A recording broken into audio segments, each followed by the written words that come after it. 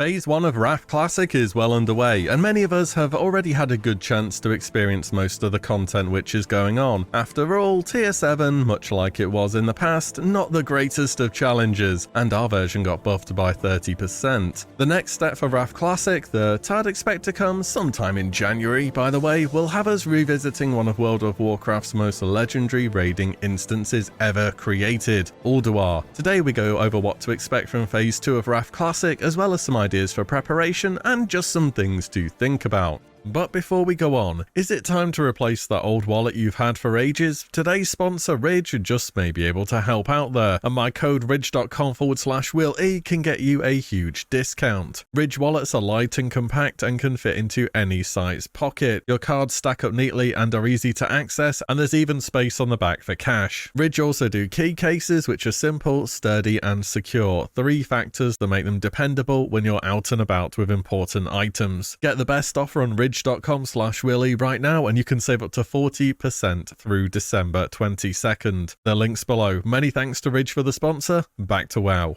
So I'm going to keep it pretty simple here. It's somewhat reminiscent of Phase 2 of TBC. The main new things to do will be the new raid in the new arena season. As we're playing on the last patch, tons of big additions to the game were already in right from the beginning. Originally, they didn't even get dual spec until Ulduar, and would have had to swap glyphs out each time they went back to their trainer to respec. Imagine that. 3.1 major content patch notes in original Wrath were massive. Tons of class changes, profession changes, and so on. R1 is going to be quite a bit shorter. We should also see the framework of the Argent tournament grounds begin to be built, kind of similar to how there is a building phase before the Darkmoon first starts off, but just a lot longer. And this content won't be finished and become fully open until the Trial of the Crusader raid opens in Phase 3 of Wrath Classic. So the big thing that everyone will be looking forwards to revisiting, or perhaps visiting for the first time, will be Ulduar, World of Warcraft's first raid ever to feature multiple difficulties between normal and hard mode encounters. Not only will we get to see this raid, we will be seeing a pre-nerf Ulduar, so even players who are extremely experienced with Wrath will likely be getting thrown a few curveballs by the changes made to the trash and bosses. And when I say Ulduar received a ton of changes, I absolutely mean it. More or less every single boss has a wall of hotfixes that were made between Ulduar's launch in early April of 2008 and June of the same year. Here are the changes made to XT, for example, including several nerfs to health and damage across normal and heroic mode. And if you thought that was a lot, here are the hotfixes that Yogg-Saron saw between launch and up to patch 3.22. And to be honest, there's quite a few fixes to mechanics not working correctly in there, but there's also a little line saying Yogg-Saron's health has been reduced by 20% in the final stage of his 25-player mode, which is quite the chunk of health on the final DPS race part of the fight. Alongside a pre-nerf Ulduar, Blizzard are also planning to amp up the power of the gear that drops inside of the instance. This is being done for 2 main reasons. One, so that Ulduar gear maintains some value after Trial of the Crusader comes out. In original Wrath, Trial came out and all but replaced the gear inside of it. Blizzard wants Ulduar to last a bit longer this time around. And secondly, so players have better tools to face up against the pre-nerf content. The current plan, as far as we are aware, is to buff all normal Ulduar gear by 6 item levels, putting 25 normal at 232, and all hard mode gear by 12 item levels, putting it at 251. Also important to remember, hard mode bonus loot isn't a complete drop table change for a boss, it's just a bit of extra loot for each boss done on hard mode, with the exception of Algalon, whose entire chest will be a full stack of hard mode gear,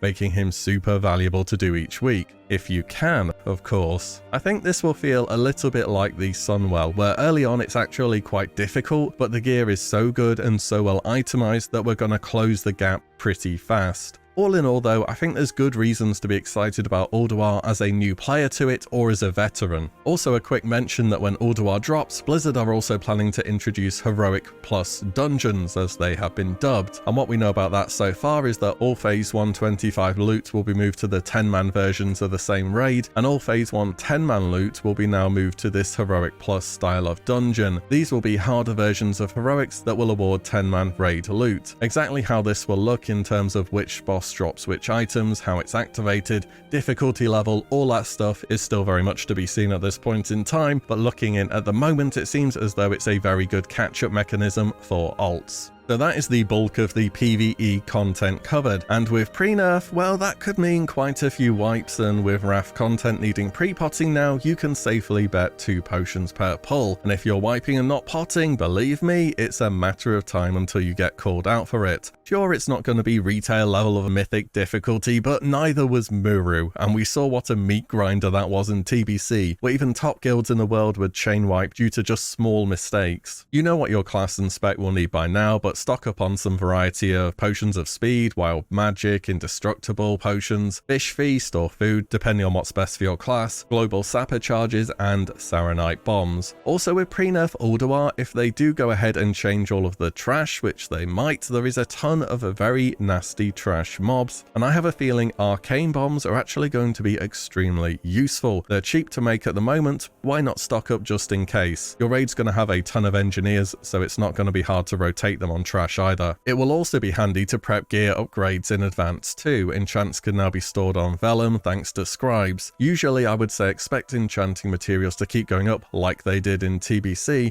but Heroic Plus is a thing, and I'm guessing people will still be getting loads of green and blue items through that, though maybe not, but I think whatever happens, the big bottleneck on good enchants will still be Abyss crystals though. Other than that, hunters can keep a few scopes in their bag that are cheap enough to make on the auction house, people use them to level engineering, have the materials needed for your various engineering tinkers, your cloak embroideries, so on and so forth, you know what professions you use. Ulduar also drops a bunch of new powerful bind on equip items, as well as patterns for tailoring, leatherworking, and blacksmithing. All of these need runed orbs, which are obtained either from bosses in Ulduar or by trading in 18 emblems of, I'm not really sure which emblem they're going to be going with, but back in the day it was emblems of Conquest at your faction vendor in Dalaran. A bit of an update on this, we had some news come out the other day where Blizzard say beginning in Phase 2, Heroic Dungeons and Phase 1 raids will begin to drop Emblems of Valor, and Ulduar has been confirmed to be dropping Emblems of Conquest. Many of these new patterns need materials such as Ebonweave, Spellweave, Icy Dragon Scale, Arctic Fur, and Titanium Bars. A few items also need Eternal Shadow, which are A, very cheap at the moment, and B, can be transmuted to Eternal Life. Now Eternal Life are still maintaining a fairly good price because you need 3 of them per Dark Moon card of the North craft, and these crafts can give Nobles cards, which can then be turned in for Dark Moon card greatness. Prices were very high during the first hand-in period at the Dark Moon Fair, the second's just passed, they spiked once again during that, and I think there's 1 or 2 more Dark Moon Fairs of good value out of greatness cards, and as a result, Eternal Life as well. At the end of the day, Dark Moon card greatness is a bind on equip trinket, and it's really good whatever the phase.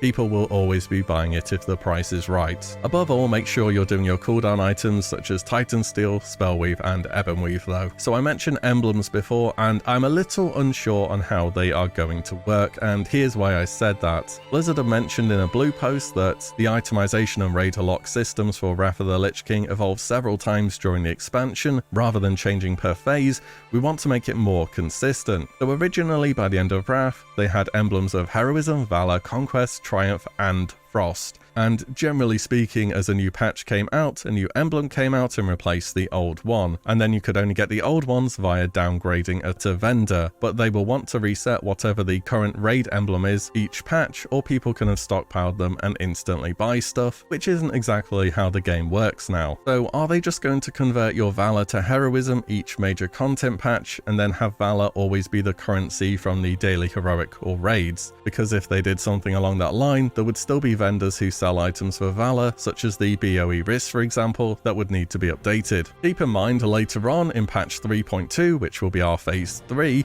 epic gems will be released, and originally you could trade 10 emblems of heroism for the mixed color gems and 20 for the single color ones. There were other ways to get them as well, but people who have stockpiled emblems of heroism could be getting in a bunch of gold, or perhaps, like it went in TBC, the gem vendor comes into the game and prices instantly instantly crash. The point is, emblems will remain useful. Also think about them on alts. Even when Phase 3 comes out, a random alt with 40 emblems from quests could help your main get some gems or gold in. Finally, we will of course have the new arena season. There was a blue post on this the other day aiming to make climbing the ladder and getting your hands on PvP gear a little bit easier.